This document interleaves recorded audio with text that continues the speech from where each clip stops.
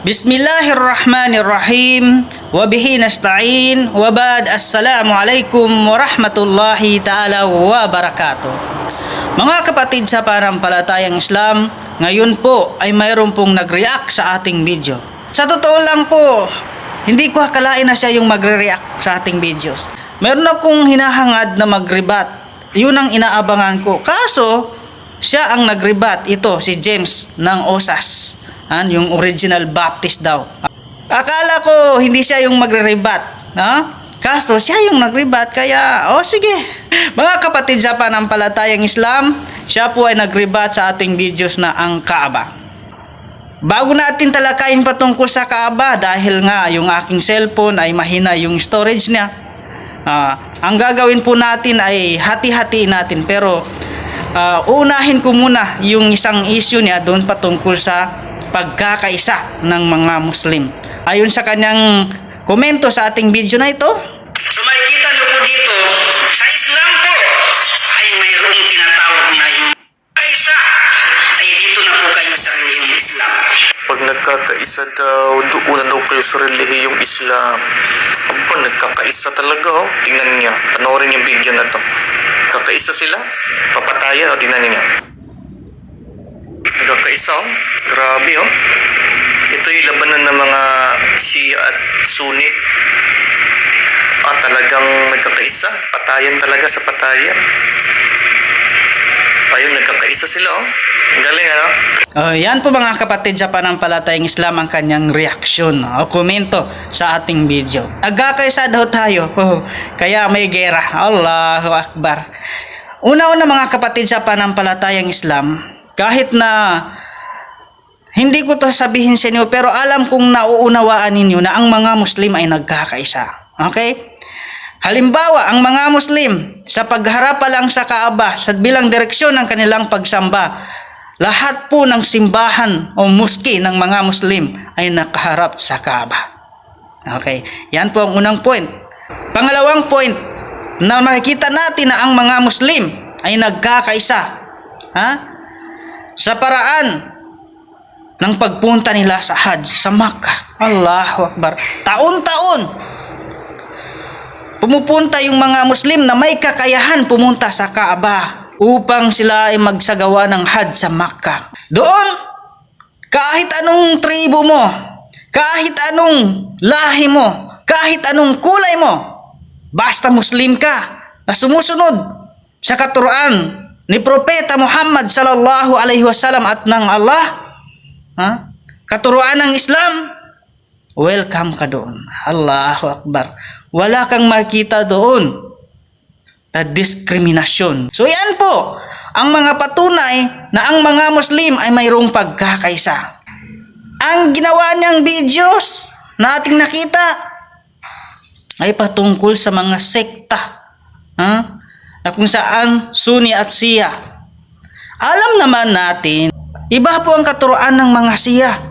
Kahit sa pagdarasal nila, iba po sila magdasal. Kahit ba sabihin ng mga Shia na sila ay mga Muslim, ngunit hindi sila sumusunod sa tamang pamamaraan ng Islam, ay hindi sila matatawag na Muslim. Allahu Akbar. Alam naman po natin kung ano ang katuruan ng Shia. Pag-aralan lamang po ninyo mga kapatid sa panampalatayang Islam. Kaya yun ang ginamit niya na basihan daw na tayo daw ay nagkakaisa sa paghipag-away. Tayo daw ay tunay na nagkakaisa kasi nagpapatayan. Allahu Akbar. Sige, pagbigyan natin, sabayan natin siya. Mga kapatid sa panampalatayang Islam, kukuha tayo ng halimbawa, video rin ang isasagot natin sa kanya. Chosen people. In my last video, I walked through Bethlehem's walled-off streets and met Palestinian Christians fighting to stay on their land.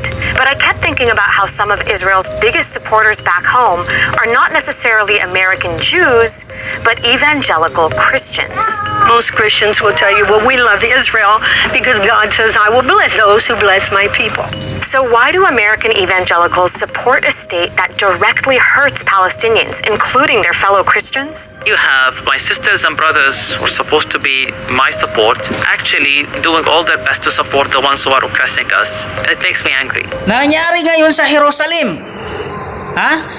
ang evangelical Christian betray in Holy Land. Allahu Akbar, ha? Ang mga evangelical Christian daw, ha?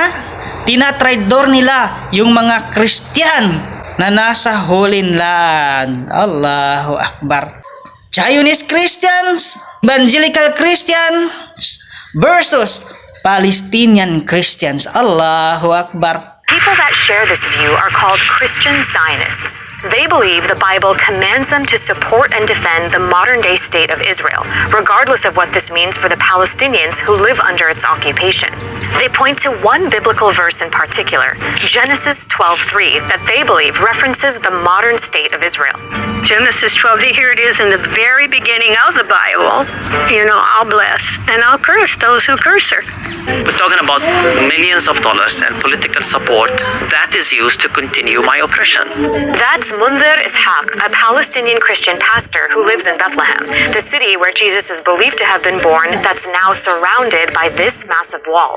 It's one of the most imposing parts of Israel's military occupation of Bethlehem and other Palestinian territories, an occupation that's now over 50 years old, meaning several generations of Palestinians have never known freedom. When you support a specific state who has racist policies and is enforcing an apartheid state, that would be unbiblical in my mind, right? That wouldn't be loving thy neighbor as yourself.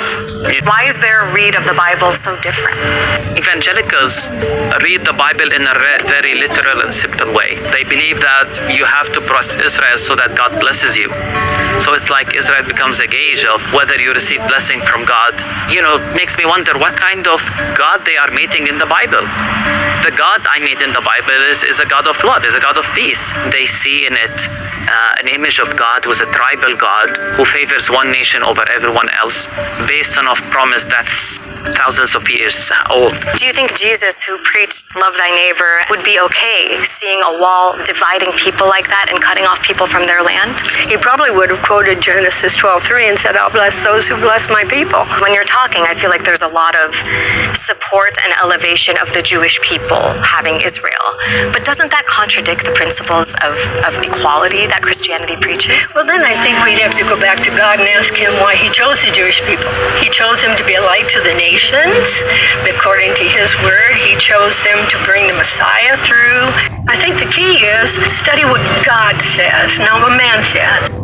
Jesus Christ will speak the word and he will summon in the most dramatic act of warfare in human history. He will bring about the slaughter of those who reject him. And in some interpretations, they believe that 2/3 of the Jews will die. So these Christian Zionists, not all of them believe this specific theology, but many of them do. You're promoting them to come to a specific location in order for them, or 2/3 of them, to die. It doesn't sound like a holy alliance. It doesn't. Allahu Akbar. Yung Holy Land daw. Hindi na po Holy Land ngayon. Pangalawang basihan natin. Video pa rin ang sagot natin. President Jair Bolsonaro didn't represent the Jesus he'd come to worship. Wafo descendente, não fazem nada. Eu acho que nem para procriadores serve mais. O filho começa a ficar meio assim, meio gayzinho, leva um couro, ele muda o comportamento dele. Jamais eu tô pra você que você não merece. Eu quero uma polícia civil e militar que atire para matar. Many evangelical churches have publicly declared support for Bolsonaro. 70% of the wealthiest 10% of the population is white. Many of the most influential pastors are white men. Leo says that one person in his congregation told him black people were not interested in being pastors. Era discurso que legitima essa injustiça, perpetua os privilégios daqueles homens brancos que tinham o poder da denominação. E foi dos motivos que eu decidi sair. Christianity is intertwined with the racist legacy of slavery. Nearly 5 million Africans were kidnapped and sold off in Brazil, the largest population of enslaved Africans in the world. And they were often forced forcibly converted to Catholicism. Brazil was the last country in the Americas to abolish slavery. O cristianismo chegou pra gente pelo olhar do colonizador. A gente foi colonizado dentro do cristianismo. Para o negro que chega escravizado, quando ele chega no Brasil e ele encontra um Cristo que também sofreu fisicamente, que morreu numa cruz, que pensa num coletivo, eu não acho difícil ele se identificar com aquele cara. Ele foi um contexto de opressão, foi destruído do seu tempo, foi morto pela própria religião e a política do seu tempo, né? Foi embranquecido, Embranquecido. Living in poverty or be victims of homicide. Critics say that Bolsonaro's commentary and policies have perpetuated racism in Brazil.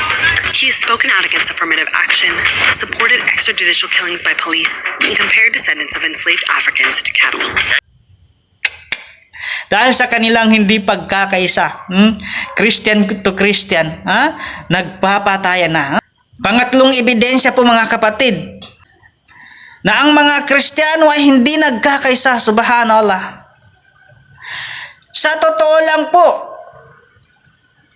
akala ko ba kapag Kristiyano ka,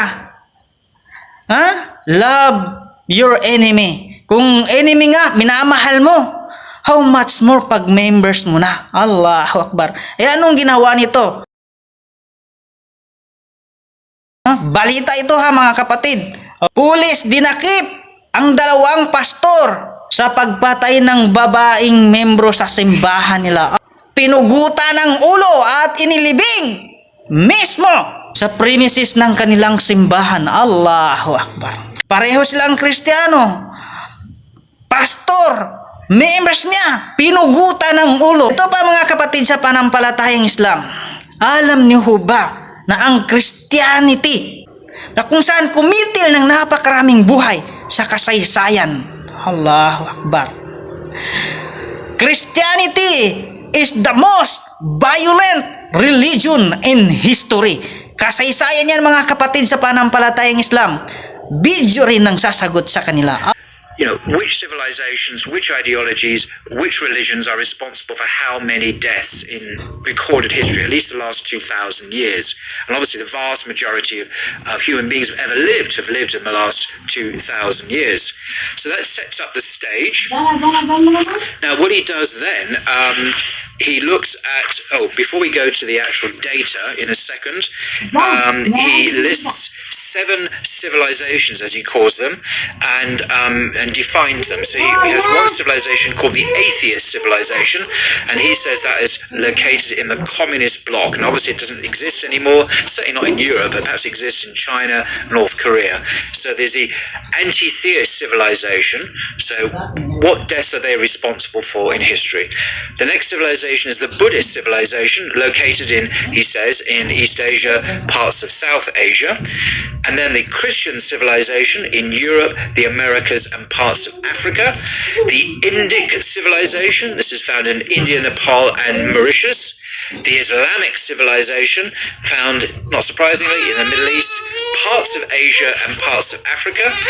The primal indigenous civilization, which is in parts of Africa and the Americas before colonization. And lastly, the Sinac or Cynic civilization, which of course is found in China and some neighboring states. What are the results of his survey? Interpreting the results. So these are the results here on the page, but I'll just come to his interpretation of the results. Our findings show that using the entire data set for the period year 0, Jesus' birth date basically, to 2008, when he wrote this, for 2,000 years of world history, politically and religiously motivated violence has cost between 447 million and 706 million lives. So who's the worst offender? Because we know already that Christian civilization is very peaceful and only seeks to, Christianity is a very peaceful religion. We know that atheism is not an ideology that kills people. I constantly hear this on Twitter and everywhere. How many deaths does atheism cause? Richard Dawkins has asked this question. Of course, common sense, atheism hasn't killed anyone, has it? And so on. So, number one, the Christian civilization's share of this is the largest, with between 119 and 236 million victims. The median is 278. The median is kind of like halfway. So between the highest and the lowest figure, the median figure is 178 million human beings killed in the name of Christianity, a result of Christian wars. The second place, what comes in second place, can you guess? Well, it's the anti-theist civilization, which has contributed with a median figure of 124 million deaths. So 124 million people have died as a result of atheist wars, both civil wars and wars between countries, of course. What's third?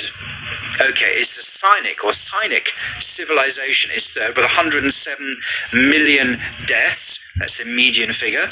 The fourth is the Buddhist civilization with around 87 million deaths. Hang on, where's the Muslim? Well, surely the Muslim civilization must be here somewhere. Number 5 in this unholy list from the very worst.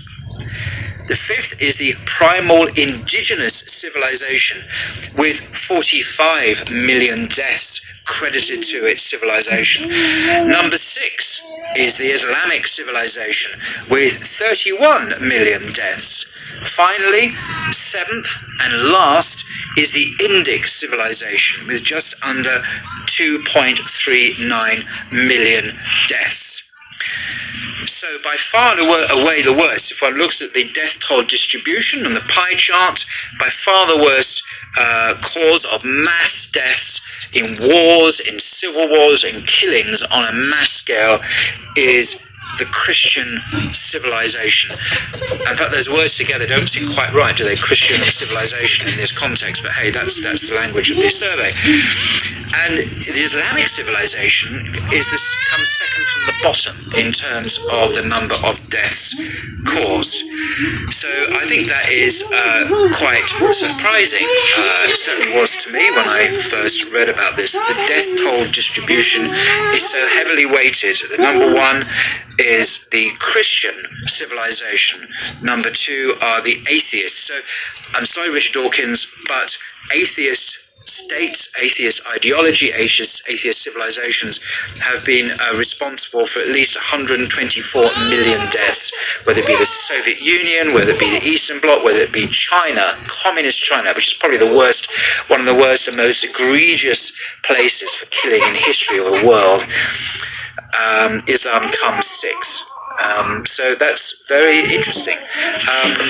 This book, by the way, the uses and abuses of jihad, is very interesting because it basically debunks many of the myths about jihad that we have in the West, and is written by the contents page by a whole team of distinguished scholars on the subject. It talks about warfare in the Quran and combat, jihad, and the Islamic law of war, about which is much misunderstanding, particularly in the West, and so on.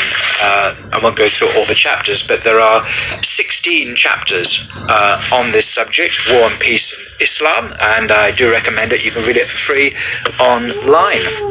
Till next time. Hanggang dyan lang po muna mga kapatid sa panampalatayang Islam ang ating reaction video sa kay Pastor James ng Original Baptist, mga kapatid sa panampalatayang Islam. Naway pagdua po natin na gabayan tayo ni Allah Subhanahu wa Ta'ala sa tamang pananampalataya, tamang gabay sa relihiyong Islam. Amin ya Rabbal Alamin. Wassalamualaikum warahmatullahi ta'ala wabarakatuh. No way! You cannot deceive this world by trying to spread the lies about Prophet Muhammad.